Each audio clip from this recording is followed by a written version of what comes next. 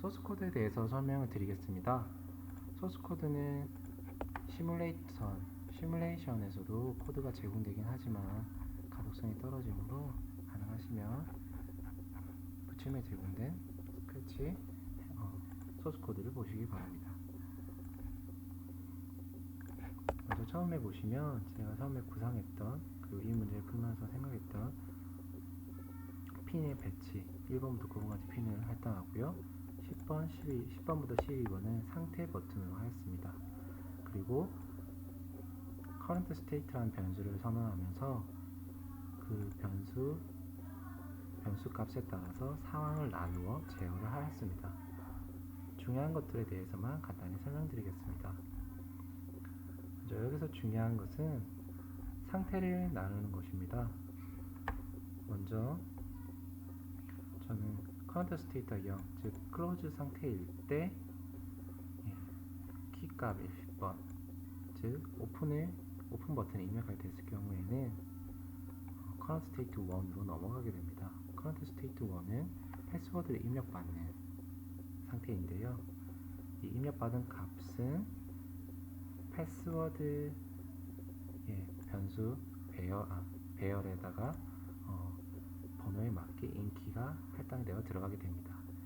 이때 이 변수는 collect password count의 줄임말입니다.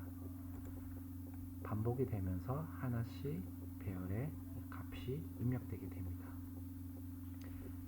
이 입력된 값이 있을 때 다시 입력되고 난 다음에는 오픈 버튼을 누르게 됩니다. 이 오픈 버튼을 누르게 되면 기존의 패스워드 랭스의 길이와 입력한 패스워드의 카운트, 즉 길이가 맞는지를 확인하고요.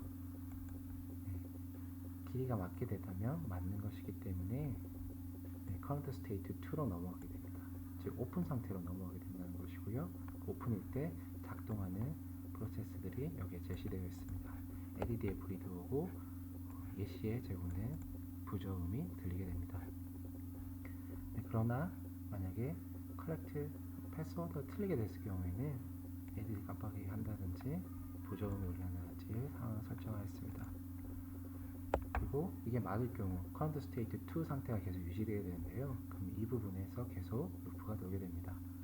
이 상황에서는 인키를 11번으로 할 경우에는, 즉 클로즈 버튼을 누를 경우에는 닫힌 상태로, 즉 current state 0으로 다시 넘어가게 되고, 그리고 만약에 12번을 누르게 된다면 12번은 비밀번호 재설정 버튼입니다.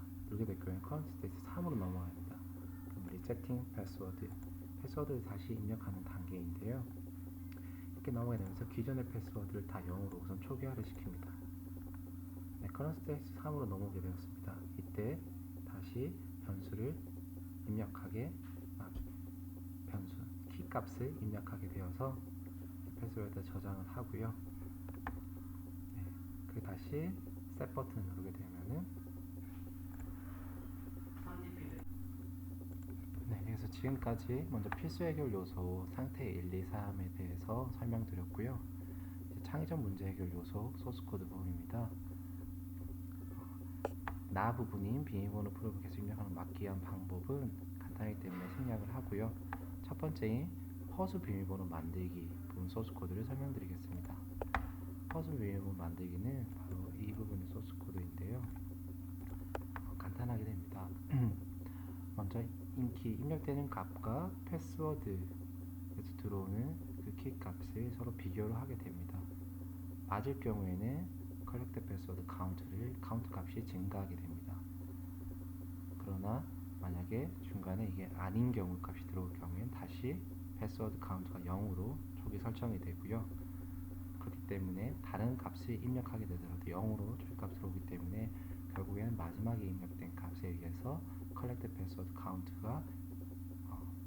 값이 카운트되게 됩니다. 이 collect password count 값이 원래 기존에 있던 패스워드의 길이와 똑같게 된다면 이거는 올바른 비밀번호 입력했다라고 판단을 하여 current state 2로, 즉 오픈 상태로 넘어가게 되는 것입니다. 이런 알고리즘, 이런 동작을 통해서 말씀드렸던 창의적 문제 해결 요소 첫 번째인 허수 비밀번호 만들기가 해결되게 됩니다. 네, 간단하게나마 소스 코드를 설명드렸고요.